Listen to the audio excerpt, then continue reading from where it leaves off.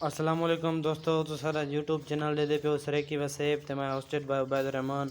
उम्मीद करना तुम सब ठीक हो सो ते खैर खैरियत नाल हो सो।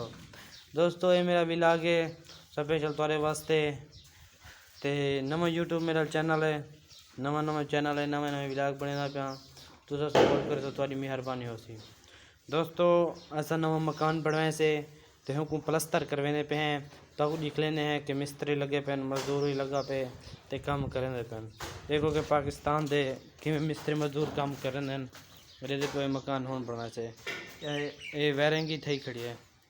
अंदर अंडरग्राउंड वायरिंग करवाइए से ये इतना मिसाला बनवाए से ये मिसाला बने अंदर मुकम्मल थी पे काम जो तो बंदा दिख लेने हैं।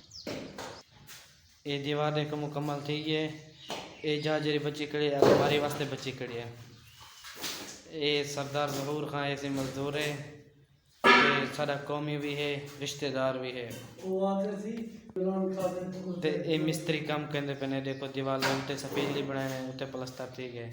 तो ये जो इमरान खान जी हुकूमत है, ये देखो बिजली गई है पई, पखा बंद है, मिस्त्री मजदूर खुद पगरो पानी है।